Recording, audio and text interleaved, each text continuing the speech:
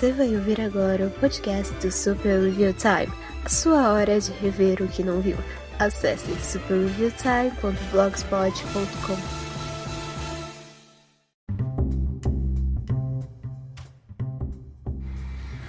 Olá, sejam bem-vindos a mais um podcast do Super Review Time. Eu sou o Kapan Katsuragi, começando mais um Kapan Comenta, episódio número 26, porque já faz um bom tempo que eu não faço um desses, mais ou menos um ano, eu acho. Não, faz menos de um ano, porque o último que eu fiz foi sobre sitcoms, né? E eu espero que vocês não se importem, porque eu tô fazendo umas reformas aqui no quarto, e talvez tenha mais ruído agora, né? Eu tirei algumas coisas, então talvez tenha mais ruído aí. O ruído que vocês devem ouvir de ambiente deve ser do ventilador, porque eu sou um cara grande e gordo e preciso de vento, né? E eu moro em Fortaleza, então eu preciso de vento. Eu já fecho a janela do quarto para vir menos ruído externo, então não rola. Eu devia não ter falado tão rápido, porque o Kapan Comenta. Pra você que tá chegando agora, você não sabe o que é basicamente eu conversando sobre qualquer coisa que... zoado da Zelda. Eu tô gravando de tarde de novo. O Kapan Comenta, onde eu comento qualquer coisa de notícia, qualquer coisa que eu esteja vendo, que eu esteja lendo, que eu acho que possa ser interessante, né? Que assim, eu talvez não fizesse uma resenha completa e talvez fosse mais fácil assim. Se eu fosse parar para escrever e para tentar fazer um artigo bonitinho, bem pensado e bem planejado, talvez não desse tão certo. Num podcast é mais fácil, é o tipo de coisa que eu faço mais como se eu estivesse conversando, porque eu de fato estou conversando comigo mesmo, porque eu sou uma desgraça. Enfim, faz um tempo já que eu não faço um desses, né? Da última vez que eu vim aqui no Kapan Comenta, eu trouxe uma perspectiva sobre as sitcoms mais modernas, de como elas mudaram o formato e de como isso me incomodava. É um assunto que eu gosto assim, de explorar, e se você tiver interesse pode ouvir lá depois. Mas hoje nós temos outros dois assuntos. Essa introdução vai ser bem rápida, eu quero terminar logo com isso. Eu tenho outras obrigações agora, né? Se você não viu o vídeo onde eu explico sobre como vai ser 2021, tá lá no YouTube, você pode ir lá ver depois, né? Tá tudo no blog. O que a gente produz, a gente posta no blog, seja de vídeo, de podcast, de artigo, de livro. Então, falando de livros também, se você não sabe, eu também sou escritor. Eu escrevi um livro musical sobre um pirata que vai ensinar uma sereia a cantar, porque a sereia não sabe cantar. E em fevereiro eu vou começar a produzir, na verdade eu estou produzindo, eu vou soltar, vou publicar contos baseados nesse universo do pirata e da sereia, né? Se você quiser ir atrás, está disponível na Amazon, né? Mar de Amor Desconhecido, e também na Wiclap. De novo, o nome do livro é O Mar de Amor Desconhecido, o Pirata e a Sereia. Ou é o Pirata, não, o Pirata e a Sereia, O Mar de Amor Desconhecido.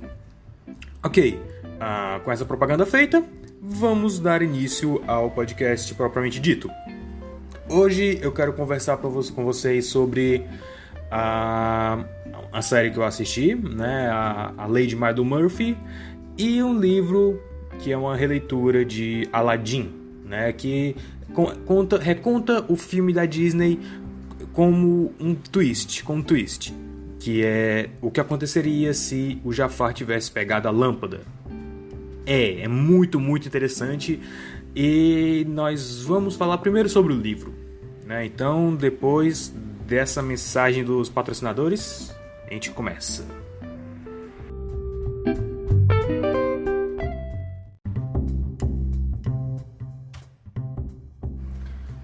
Ok. Pra quem não sabe, eu não sou exatamente um cara que gosta muito de ler, né? Eu vejo gente que, lê um livro por mês, um livro por semana. Eu fico fascinado. Eu tenho realmente assim uma certa inveja desse pessoal que consegue ler muito. Eu não consigo fazer muita coisa assim uma única coisa por muito tempo, a menos que eu esteja muito investido. Já aconteceu de eu ler um livro em um dia? Já. As Crônicas de Nárnia, O Sobrinho do Mago. Outro também foi... Isso, Semaru Shoka Jigoku no Gundam. Foi o Peregrino, né? Uma versão para crianças do Peregrino, que até hoje, assim, eu li o Peregrino original e eu li o Peregrino para crianças. Eu não tenho certeza se era exatamente o mesmo livro, só que tipo mais diluído, no sentido de que cada página tinha uma ilustração e um trecho curto do livro. Eu não tenho certeza se era o livro na íntegra, só que a prazo, sabe? Ou se ele foi realmente adaptado. Mas foram esses dois livros que eu consegui ler, assim, a livro de prosa, né? Não livro de quadrinhos ou de, sei lá, Dr. Seuss, né? Livro de prosa mesmo, de história. Mas isso eu tenho com muitas outras coisas também. Com o jogo também, se eu passar muito tempo no jogo eu fico entediado logo e aí eu quero fazer outra coisa. Eu posso estar amando o jogo, eu posso estar apaixonado, eu posso estar, sei lá, crosscode. Eu consigo passar muito tempo naquele jogo, mas se eu passar muito tempo eu acabo ficando entediado. Aí eu paro, eu vou fazer outra coisa, depois eu retorno, sabe? Então... Eu tenho uma real inveja de quem lê muito, né? Eu não tenho o hábito de ler livros, eu tenho um pouco de dificuldade de julgar, assim, narrativa, né? Eu vejo algumas resenhas de livro e eu fico... Caramba, eu queria poder ter essa capacidade de poder ler entre as linhas, sabe? De saber que palavra é melhor. Porque, assim, o livro, pra mim, é um negócio que você meio que... Assim como quadrinhos, é uma mídia que depende muito do público, né? Você vê um olho abrindo e você vê um olho aberto e um olho fechado, né? Isso é um exercício que eu fiz no curso de quadrinhos, né? Acho que até por eu ser o mais novo da sala. O professor botou lá, ok, Capan, eu vou fazer aqui um negócio. Aí ele desenhou lá um olho aberto e um olho fechado. Aí ele disse, o que esse olho está fazendo? Eu disse, ele está piscando. Ele disse, errado, é um olho aberto e um olho fechado. O que a gente deduz disso? Quadrinhos é uma mídia que depende da sua imaginação para que ela funcione. De uma forma similar a jogos também, né? E assim, essas mídias mais interativas, elas têm um design que o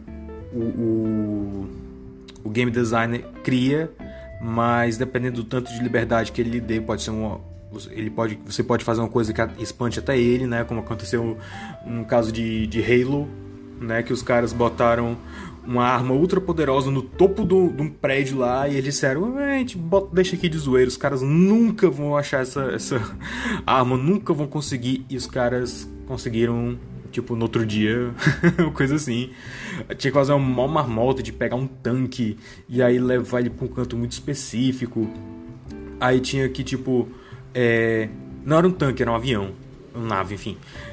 O cara tinha que ir pro túnel e aí ele tinha que dar uns passos o suficiente para carregar o próximo mapa, que é o mapa que tinha a arma, mas que ele não perdesse a nave no meio desse carregamento de um mapa pro outro. Os caras acharam um meio de fazer isso sem usar truque, assim, sem usar cheat, né, sem usar nada, só o que eles tinham nas mãos eles usaram. É fascinante. Só que livros é uma coisa um pouco mais difícil pra mim, né? Eu não sei exatamente porquê, né? Não é preguiça, eu gosto de ler, eu só realmente não tenho esse hábito de passar muito, muito tempo lendo, né? A menos que eu esteja muito interessado na história, o que em se tratando de livros é uma coisa rara, é mais uma questão de gosto, sabe?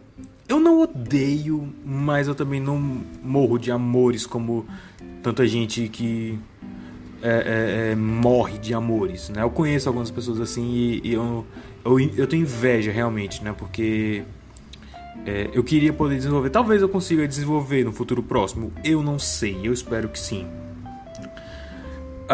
Mas vamos lá.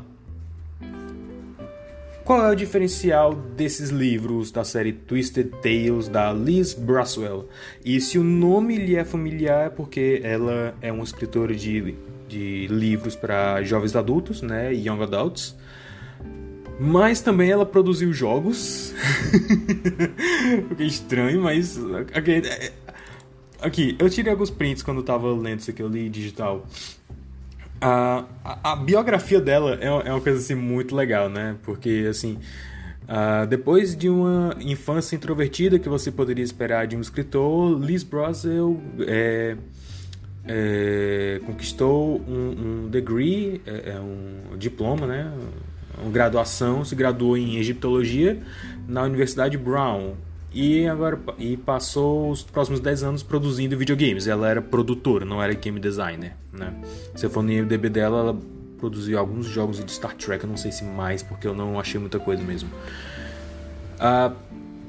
E aí, tipo, depois ela agarrou o destino, escreveu Snow e RX sob o nome Tracy Lynn. É uma zoada no meio da rua, desgraça. Sob o nome Tracy Lynn, seguido por As 9 Vidas de Chloe King. Essa série virou uma minissérie também, talvez vocês tenham assistido, eu não sei, se veio pro Brasil. Mas essa série, ela escreveu sobre o nome real dela, porque até essa hora os assassinos que caçaram ela estavam todos mortos. Meu Deus, eu odeio gravar de tarde, na moral. Olha a zoada que tá tendo lá fora, mano. Não sei se vocês estão incomodados quanto eu, se... Eu não vou tratar esse áudio de jeito nenhum. Não vou, cara. Sem saco, na moral. Mesmo se fosse tratar, não ia tirar a zoada. Então, whatever. Então, é basicamente isso. Ela parece ter um senso de humor, assim, muito da hora, né? E ela é uma boa escritora. Já li 2 livros dela. Eu li... qual era o nome que eles deram? Em português? Eu não sei porque... Os títulos dos livros referenciam as músicas de cada filme que ela reconta. O da Bela e a Fera era Tale of the Time, né? Eu não sei como eles traduziram. Eu sei que o nome no Brasil é Um Conto às Avessas de Bela e a Fera. Eu não sei não lembro como eles traduziram o título. E esse aqui, né? Inclusive eu mencionei ele no artigo do remake de Bela e a Fera, né? O remake que eu fiz, que ficou muito melhor do que o filme, diga-se de passagem, mesmo sem existir. Mas esse daqui é A Whole New World, né? Talvez quando eu chegar aqui traduzo como Um Mundo Ideal, que... Eu gosto mais dessa tradução do que o que eles fizeram com Bela e a Fera, que, pela madrugada. Enfim... como todos os outros livros da série Twisted Tales, ele traz um twist na história, que em inglês é tale. Obrigado, estarei aqui a noite toda. E o twist de Bela e a Fera era o que teria acontecido se a bruxa, a feiticeira que amaldiçoou Fera, fosse a mãe da Bela. E aqui é o que aconteceria se o Jafar tivesse pegado a lâmpada antes do Aladdin. O que é fascinante, porque, tipo... é esse o tipo de coisa que os remakes da Disney deviam fazer, sabe? Porque, assim, nos anos 90 a gente teve uns remakes, eles adicionavam seus próprios twists, que eram interessantes, mas eles não eram ousados como esses. Por exemplo, 101 Dálmatas, o remake com a Glenn Close...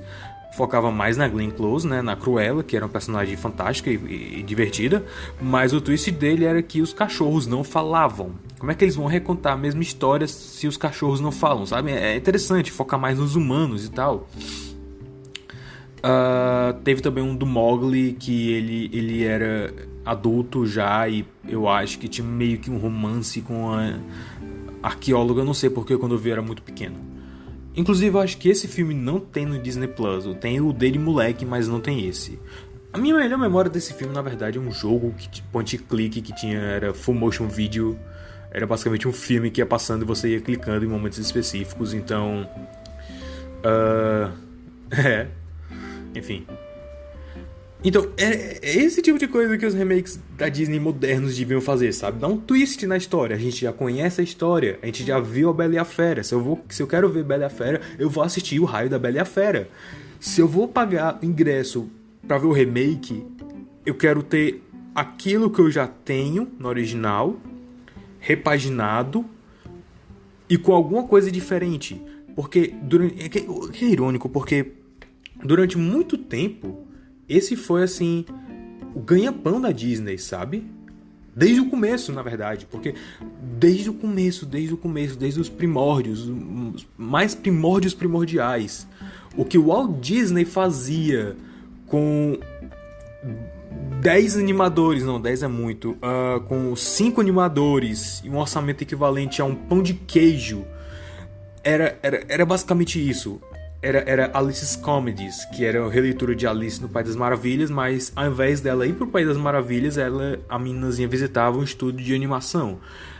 Tinha também os Lefograms, que, cara, Cinderela de Lefograms era basicamente Cinderela com jazz, sabe? Isso muito antes de existir uma princesa jazz como foi a Princesa e o Sapo. Meu Deus, de quem é esse Jeep? Passou um Jeep agora aqui na frente de casa, que, nossa, eu tava ouvindo ele se desmanchar a qualquer momento. Então, desde o começo, qual era o ganha-pão da Disney? A gente vai recontar histórias clássicas, histórias que todo mundo já conhece, mas a gente vai dar o nosso próprio sabor pra coisa. O que, se você for analisar a história do cinema, não é diferente do que os outros caras estavam fazendo. Não é. Até porque assim, os caras tinham a noção de que, ok, vamos fazer uma adaptação fiel desse livro, dessa história que todo mundo já conhece, mas nessa transição para o cinema, talvez algumas mudanças precisem acontecer e nisso a gente dá os toques que precisem, sabe? Tanto no sentido artístico, né, como técnico, como de público. Por exemplo, as adaptações teatrais do Mágico de Oz, elas eram misturas de vários livros que L. Frank Baum fazia, né? Era o Mágico de Oz, era a Terra de Oz, que era o segundo livro. Tanto é que vocês viram, né? Eu fiz um vídeo assistindo o que sobrou do Mágico de Oz de 1910, que é a primeira versão.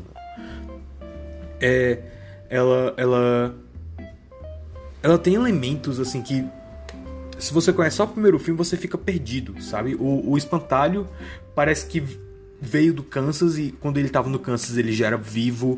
Parece a bruxa Mombi do nada, sabe?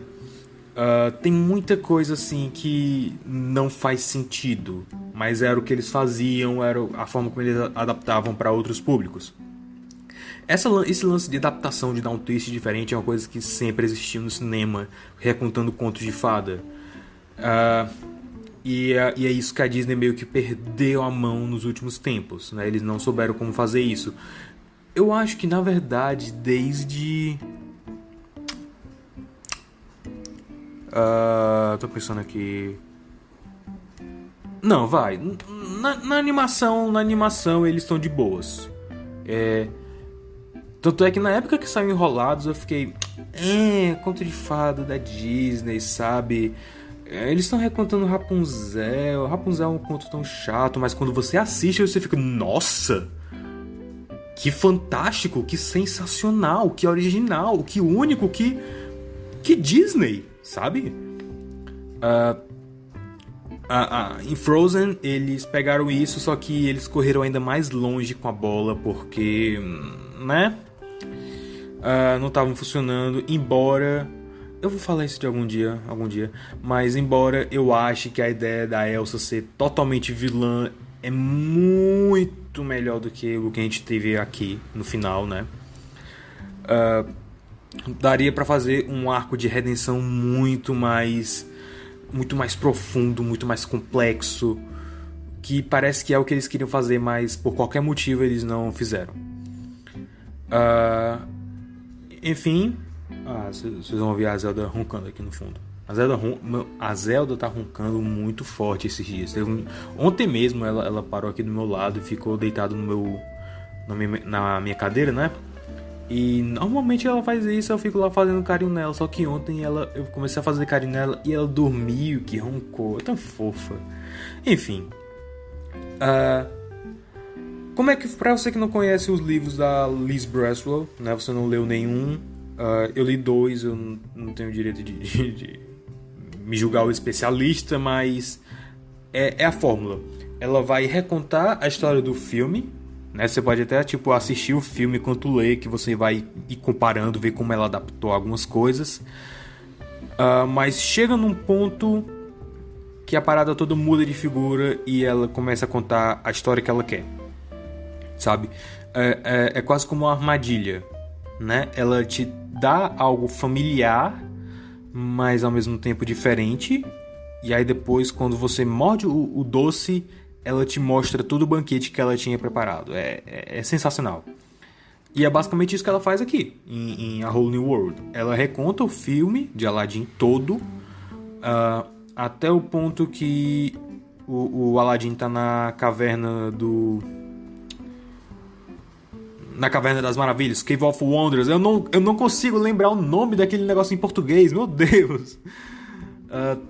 E assim, claro, ela vai recontando a história do filme e adicionando os elementos que ela vai precisar para a história depois. Por exemplo, ela vai contar sobre a infância do Aladdin, como era o pai dele, como era a mãe dele. A gente tem cena com a mãe dele, inclusive.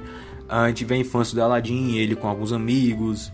Inclusive eu comecei a ler esse livro quando eu estava fazendo vídeo sobre a versão mais primordial do filme Aladdin, né? Porque o Aladdin teria uma outra namorada, um outro interesse amoroso que não a Jasmine, porque como eu disse no vídeo, a Jasmine era uma verdadeira broaca. E aí, nessa versão de A Whole New World, ele tem uma amiga, né? Mas ela não é interesse amoroso dele. Eu não consigo lembrar o nome dela agora, porque faz muito tempo que eu li. Eu tô com alguns prints aqui que eu tirei de algumas passagens interessantes, mas é basicamente isso. Então, ela vai recontando tudo isso, e aí chega no momento que o Aladdin chega na Cave of Wonders, tem todo aquele lance, blá blá blá. Só que aí vocês lembram que no filme o Abu rouba a lâmpada do Jafar, né? Aqui não acontece isso, o Jafar de fato consegue a lâmpada. E a partir daí, meus amigos, até aqui, até agora, era um filme livre para todos os públicos, sabe? No máximo, assim, um PG, né? O que eu acho que na época era G mesmo, mas hoje a Disney parece que sempre quer pegar um PG, eu não sei porquê. Talvez a classificação etária mais madura dê a eles um ar mais de edge. Eu não sei qual é o problema deles, mas whatever. Então, a partir desse momento que Jafar toma a lâmpada, meu amigo, uau! Vira uma história de terror, uma história de aventura, uma história de guerra, uma história de rebelião. É sensacional, é sensacional. E a gente tem até umas cenas que, tipo, a Jasmine entra o Jafar já tomou o posto, né, de sultão. E aí a Jasmine, ela meio que vai se render pra ele, né? Porque ele quer a Jasmine, ele quer casar com a Jasmine porque influência e poder e... Convenhamos, porque a Jasmine é gata. Basicamente isso. A Jasmine é gata e usa lingerie, basicamente. Eu tinha lido em algum lugar que a roupa da Jasmine é basicamente uma lingerie islâmica. Não, islâmica não, uma lingerie árabe, né? A roupa de baixo, basicamente. Então, basicamente, ela vai se render pra ele, né? Muito a contragosto, assim, pra não ferir as outras pessoas. Ela se rende. E aí, tipo, ela diz: eu não tenho... Você pode me apalpar aqui, você pode me checar. Eu não trouxe arma, não trouxe espada, eu não trouxe uma adaga, eu não trouxe nenhum um dardo de veneno. E aí a Liz Braswell descreve como Cadê aqui? Deixa eu achar aqui a passagem exata. Ok. Ela abre o roupão numa forma que poderia ser sugestiva, mas era simplesmente não. E aí ela começou a desamarrar as calças. Eu fiquei... Uou! Uou! Disney! Calma! Sabe? O que é estranho é porque, assim, ela é uma maldita princesa. Ela é uma das personagens que carrega a marca. Mas o livro é para jovens adultos, então ela consegue se safar com esse tipo de coisa. E ela também consegue se safar matando personagens importantes. E tipo, matando mesmo, não tem volta. Eles inclusive, eles discutem muito isso, porque o Jafar começa a erguer um exército de zumbis. E assim, a forma como ela descreve os zumbis é realmente... Eu não sei se é digna de um livro de terror, porque eu nunca li um livro de terror propriamente dito, especialmente livro de zumbi, mas ela descreve assim de uma forma tão detalhada que você consegue sentir o cheiro da carne podre, sabe? Uau! Enfim, eles têm todo uma discussão séria e filosófica sobre se vale a pena manipular a morte, sobre trazer alguém de volta à vida, porque, de novo, o Jafar começa a fazer um exército de zumbis, e eles ficam, ok, a gente tem os escritos do cara que sabe como trazer alguém de volta à vida, a gente deve mexer nesse tipo de coisa, a gente deve manipular o destino, é ético fazer isso, é fantástico, é fantástico. E a aventura também, cara, a Jasmine, o filme Aladdin no geral é um filme muito complexo. Ele trata de temas muito complexos. E é isso que eu acho que muitas vezes o povo no geral, as pessoas no geral, não conseguem ver nos filmes bons da Disney, sabe? Porque é muito fácil a gente ver, whatever, Disney, vender boneco e tal, desenho animado, mas Aladdin trata de uns temas muito profundos sobre classe, sobre justiça, sobre liberdade, né? O filme todo é uma analogia fantástica e assim palpável para crianças e para adultos de como liberdade não significa felicidade, e o conceito de liberdade é diferente varia de uma pessoa para outra. Por exemplo, é óbvio, né? Tipo, a Jasmine quer liberdade para poder passear na rua, mas ela não pode porque ela tem dinheiro demais e ela é muito importante para ficar zanzando por aí. Aladdin é o extremo oposto, ele tem a liberdade para zanzar na rua, mas ele não tem a liberdade monetária que a Jasmine tem, então ele também se sente preso, né? E aí o gênio tem poderes cósmicos monumentais, mas ele não tem liberdade. E o Jafar quer manipular tudo e blá blá blá. É uma analogia muito interessante, mas é mais interessante por causa da forma que os personagens são construídos e que eles atuam. E isso é trazido para esse livro também. Eles têm discussões nesse sentido. Os personagens crescem nesse sentido. Os personagens conversam sobre essas coisas e a Jasmine começa a criar um senso de comunidade, sabe? Começa a criar uma rebelião contra o Jafar, que toma o lugar do sultão. E assim, é dramático, é fantástico e é o tipo de coisa que eu queria muito ver a Disney fazendo, sabe? De verdade, de verdade. E assim, agora que tem o Disney Plus, é o tipo de coisa que eu acho que seria até barato deles fazerem. E eles estão investindo relativamente muito nesse... Assim, muito mais do que nos anos passados.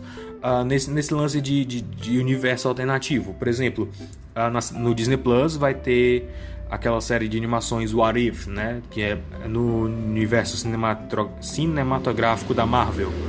Tipo, o que aconteceria se o soro fosse testado na Peggy e não no Steve Rogers, sabe? Esse tipo de universo alternativo. E tem um jogo agora, Disney Mirrorverse, que saiu praticamente junto do Sorcerer's Arena, que eu jogo, mas por algum motivo teve zero divulgação. Tipo, eu não vi em lugar nenhum esse jogo. Mas talvez seja porque ele não foi lançado oficialmente aqui, eu não sei, não faço ideia. Mas ele traz versões alternativas dos heróis da Disney e da Pixar.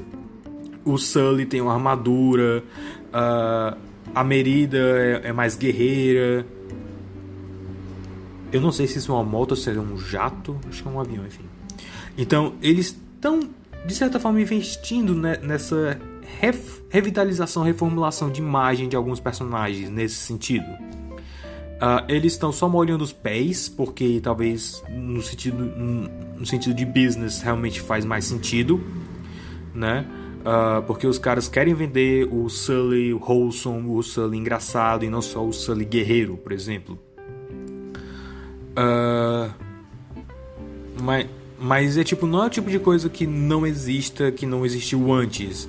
Tem alguns bonecos nos parques que fazem isso, né? Tem aquela linha de Muppets vestido como personagens de Star Wars, que, ok, tá dentro do espírito Muppet. Mas você sabia que nos parques eles têm uma linha de robôs baseados nos personagens? Tipo, é basicamente um bando de Gundam. Um Gundam baseado no Mickey Feiticeiro, um Gundam baseado no Príncipe Felipe de Bela Adormecida, um Gundam baseado no Stitch, sabe? É interessante, interessante. Eu acho que a Disney devia investir um pouco mais na divulgação dessas coisas que existem, né?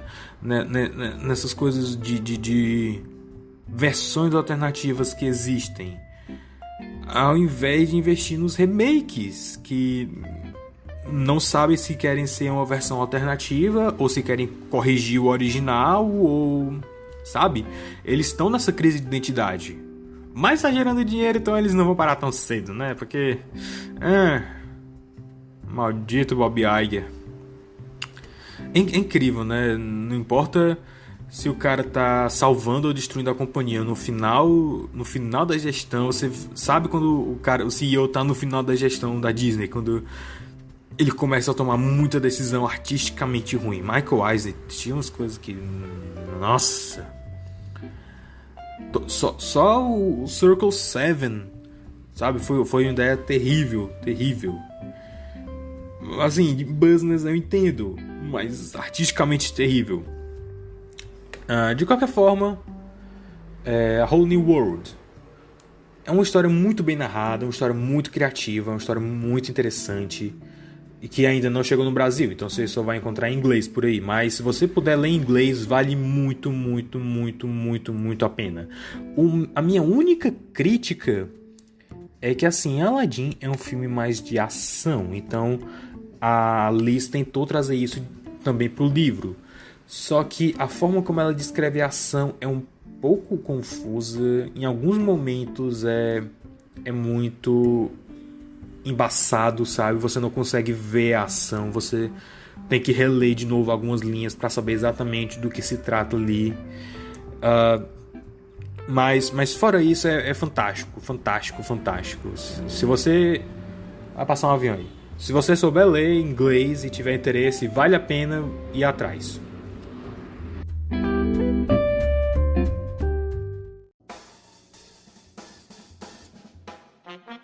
Você está ouvindo o podcast do Super Review Time.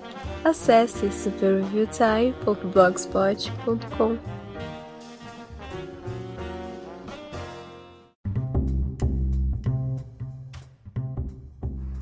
Ok, prosseguindo para o segundo bloco. Não sei se vai dar pra ver a Zeda roncando, ela ainda tá roncando aqui. Quem aí lembra de Phineas e Ferb, né?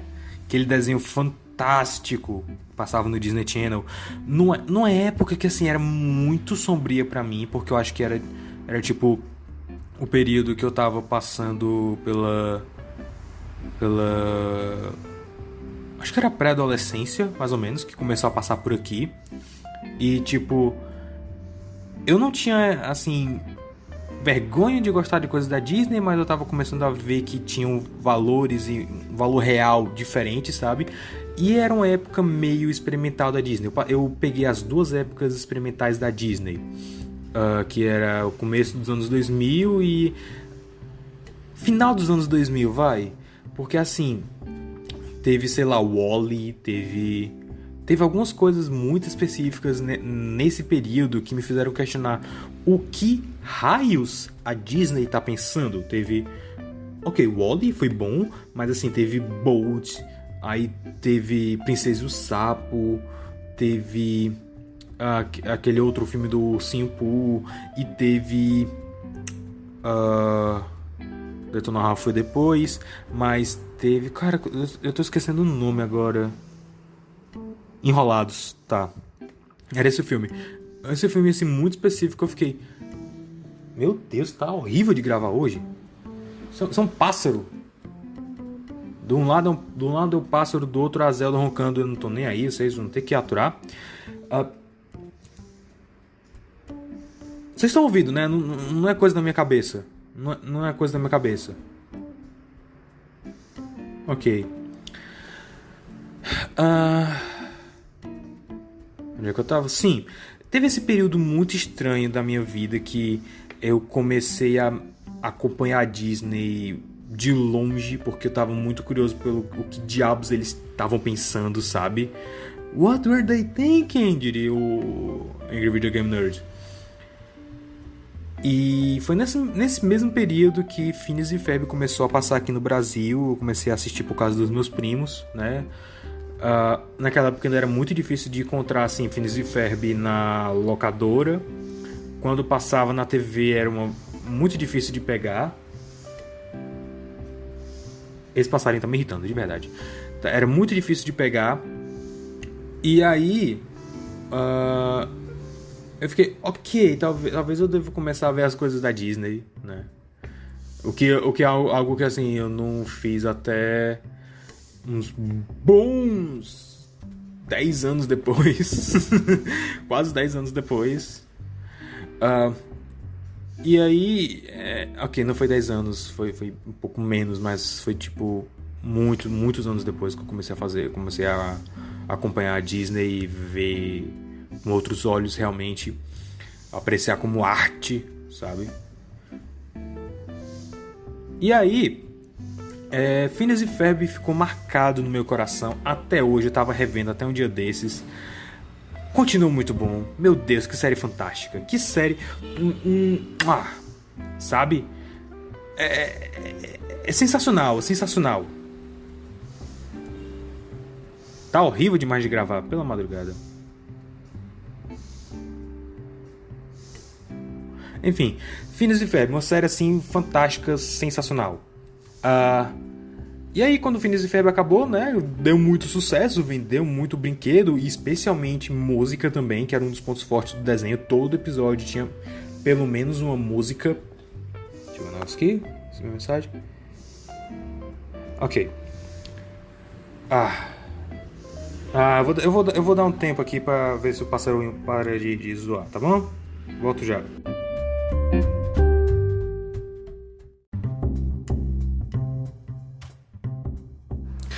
Ok, estamos de volta, ainda com a zoada lá fora, mas pelo menos eu acho que o passarinho não vai mais fazer zoada, porque eu descobri o que era porque tinha um gato lá no quintal.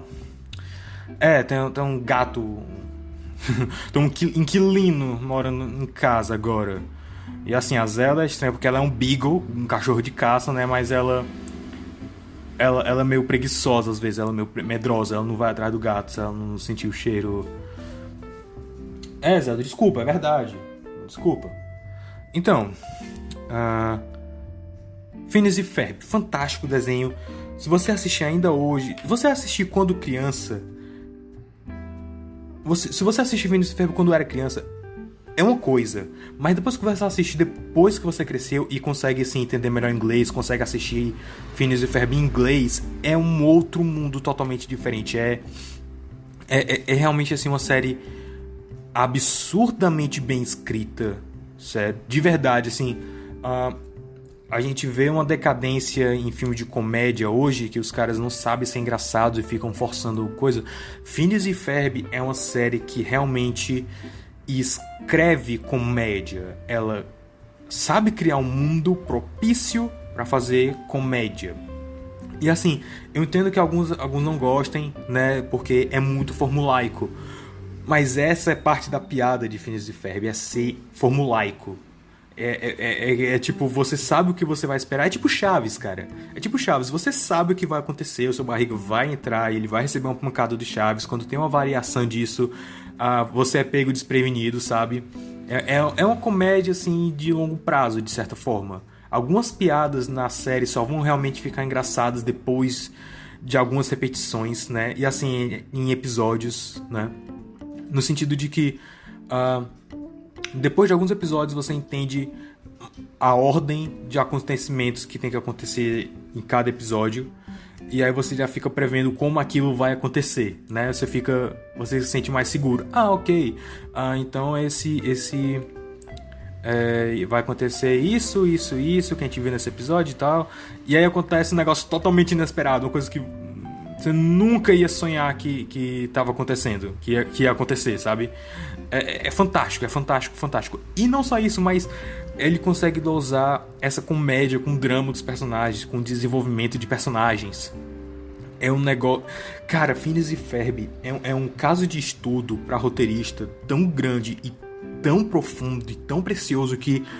Uau! É o tipo de coisa que você realmente tem que rever de tempos em tempos, né? E aí, quando a série acabou, né, porque tava dando muito dinheiro, tava fazendo sucesso, os caras foram contratados pela Disney pra fazer outra série. E aí eles decidiram fazer uma série cuja game... A ideia da série era toda baseada na lei de Murphy, né? Se alguma coisa pode dar errado, vai dar errado da pior maneira possível. E aí eles resolveram botar essa série ambientada no mesmo universo de Phineas e Ferb, o que faz sentido, mas agora eles iam ter algumas liberdades criativas em relação a isso. No sentido de que não ia mais ter aquela ordem, né? Todo episódio acontecer a mesma coisa, numa ordem mais ou menos igual. Eles iam ter liberdade para contar histórias maiores, histórias que não se passavam só no verão. Eles eram muito limitados nessa série, eles se acostumaram nessa limitação e eles fizeram um trabalho fantástico. Agora eles iam poder fazer outras coisas, fazer coisas maiores, coisas melhores, né? Que não tivessem esse prendimento, esse tanto de amarra narrativa. E é uma série fantástica, é sobre Milo Murphy, que é um descendente do Murphy original e tudo o que acontece ao redor dele dá errado. Mas ele nunca se deixa levar pelas coisas que estão erradas. Ele está sempre pronto, ele é sempre otimista. E eu sei que isso pode ser um personagem muito chato a princípio, porque ele parece ser muito perfeitinho, mas eles sabem que ele é perfeitinho, eles sabem disso, sabe? É uma série muito self-aware, sabe? Se não fosse o Weird Al Yankovic fazendo a voz do personagem, eu acho que não ia funcionar do mesmo jeito, porque ele tem um carisma, ele sabe como brincar, sabe como fazer paródia, e a série é basicamente isso, é uma paródia, né? Assim como Phineas e Ferb também era, de certa forma, uma paródia. Paródia de séries que são muito formulaicas, né? Muito limitadas. A Lady Milo Murphy também é meio que uma paródia desse tipo de personagem muito certinho, que é sempre otimista e esse happy-go-lucky fella, sabe? Tipo, como um Art da vida, ou como aqueles filmes da época da década de 30 e 40, tipo aqueles filmes do Mickey Rooney, sabe? Se bem que o Mickey Rooney, ele não era um personagem muito certinho, né? Mas vocês entenderam, batutinhas, alguma coisa mais nesse sentido. E aí, no meio de tudo isso também, eles colocam um plot A, né, com Milo Murphy, e um plot B, que é o Cavendish e o Dakota, que são eles são basicamente policiais do tempo, eles são viajantes do tempo cuja missão é impedir certos acontecimentos de acontecerem ou fazer com que certos acontecimentos aconteçam para que não tenha problema no futuro, ou no passado ou no presente, enfim.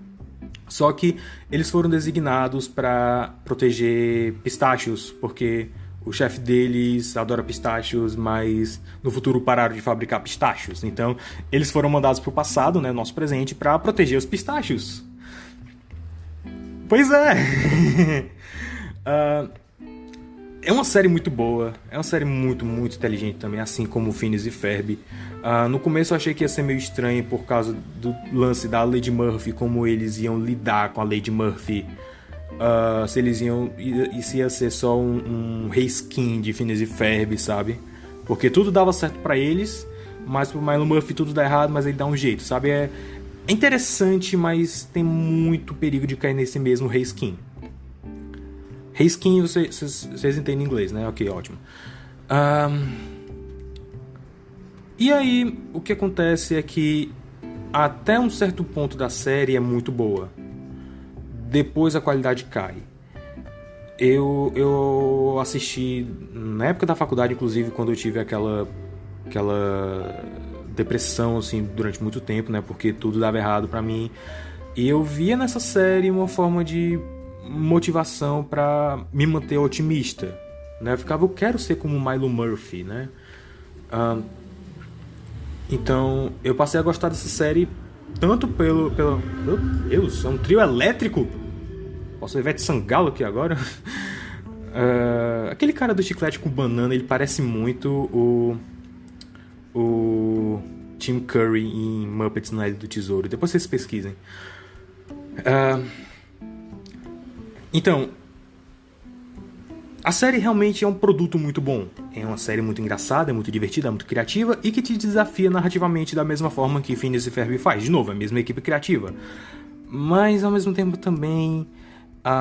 depois que eles terminam o primeiro arco dos pistáchios, né, que eles salvam o futuro dos pistáchios, porque eu não vou dar spoiler, porque é um negócio muito sensacional.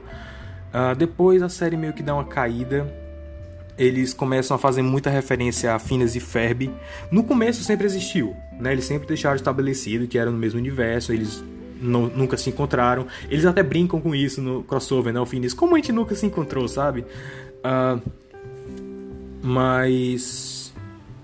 Era coisa solta, era tipo o medo da Melissa, né, que é uma das amigas do Milo Murphy. O medo dela de montanha-russa é por causa do Phineas e Ferb. Eu também não vou contar como é, porque essa piada é sensacional. Meu Deus, eu tô rindo só de lembrar da piada, fantástico. Ai, meu Deus, eu tô chorando de rir. De verdade, meu Deus. Eu assisto aquilo toda vez e eu rio, porque eu fico, caramba, que... sabe... Eu acho que aquela dupla, o Dimple Van Mire e o Swamp, essa dupla perfeccionou esse estilo de comédia deles, né? Que muitas vezes parece muito com anti-humor, mas sempre tem um jeito de te pegar desprevenido. O problema é que, assim, parece que depois da primeira temporada, ou lá pelo final da primeira temporada, eles perderam gás. Eles não conseguiram mais manter o trabalho que era fazer Milo Murphy, porque assim, Phineas e Ferb é uma série projetada para ser reprisada, foi feita antes da era dos streamings. Milo Murphy foi feita já na era dos streamings, então é uma série que tem uma cronologia. Se você assistir um episódio fora, você não vai perder tanto, mas dependendo do episódio você pode perder muito. Eles sempre fazem um trabalho muito bom assim em resumir o que aconteceu, às vezes até em forma de música. Mas é assim que a série foi projetada e isso é um problema. A Zelda agora tá arrumando briga lá fora. Com gato tu não briga, né, Zelda? Com gato tu não briga. Os cachorros que ficam passando na rua tu briga, desgraça. Mas tipo... As piadas lá pro final da primeira temporada começam a soar muito cansativas, até o próprio estilo deles, né? Porque assim, Phineas e Ferb é uma série engraçada, mas se você maratona, você se cansa. É normal. Milo Murphy pegou esse período intermediário, né? Que no começo era para ser uma coisa mais episódica, mas aos poucos foi se tornando uma coisa cronológica, como todos os outros desenhos que também estão fazendo assim agora. E por causa disso, a narrativa acaba meio prejudicada. Ainda é um desenho absurdamente divertido de ver, mas eu fiquei muito incomodado assim no final da primeira temporada, porque algumas coisas pareciam parecia muito filler, parecia que eles estavam só enchendo linguiça. Tipo, tem piada na segunda temporada que eles realmente desistiram, assim, que eles repetem a mesma piada 3 vezes. E é uma piada longa. E é uma piada sem graça. Sabe? Que é basicamente eles explicando a piada. Quando isso acontecia em Phineas e Ferb, não era muito longo. E era bonitinho, era engraçadinho. Eles não faziam tanto. Aqui parece que eles fazem muito mais. É uma coisa muito mais self-aware. Mas eu não sei se eu tô sozinho nisso. Mas eu acabei de assistir a série. É muito boa. Mas ainda não chega aos pés de Phineas e Ferb. Uma outra coisa também é que, tipo, parece que a série sempre parece que tava querendo viver na sombra de Phineas e Ferb, sabe? Depois de um certo ponto, depois do crossover com Phineas e Ferb, o Doofenshmirtz passou a ser um personagem regular na série, sabe? Isso é estranho. Isso parece errado, sabe? Soa errado. É como se fosse uma série que não conseguisse andar com as próprias pernas e tivesse que ficar apelando o tempo todo pra Phineas e Ferb. No começo eles faziam uns callbacks, faziam uns easter eggs, que assim, eram muito óbvios, mas era tipo, haha, ok, engraçado, Phineas e Ferb, vocês são os criadores de Phineas e Ferb, ok, voltando pro show, sabe? Agora parece que, depois da segunda temporada, parece que eles começaram a fazer isso muito, muito mais vezes. Era tipo, do nada, o cara escutando Lindana no Walkman, sabe? Ou cantando, ou Doofenshmirtz cantando a música do sorvete do reggae. Depois de um tempo você fica, ok, vocês estão só querendo reviver o passado, né? Pois é. Assim, a ideia dos episódios continua boa, a escrita continua boa, mas tem esses pedaços assim que parece que eles estão desesperados por atenção, sabe? Pra reviver os velhos tempos. E isso me incomodou um pouco. Mas ainda assim é uma série boa, eu recomendo que você assista. Inclusive, se você assistir, me diga o que você achou, bota nos comentários, ou manda uma mensagem aqui pelo Anchor, né? Que talvez até eu atualize o episódio com ela, não sei, quem sabe. E é basicamente isso. Eu queria só conversar um pouco sobre isso, porque o meu toque não ia me deixar assistir outra série sem ter feito qualquer coisa sobre Milo Murphy, né? Então, desculpa aí toda essa zoada, porque, né, Lady Murphy aqui também reina. E até a próxima. Vai, Kamen Rider!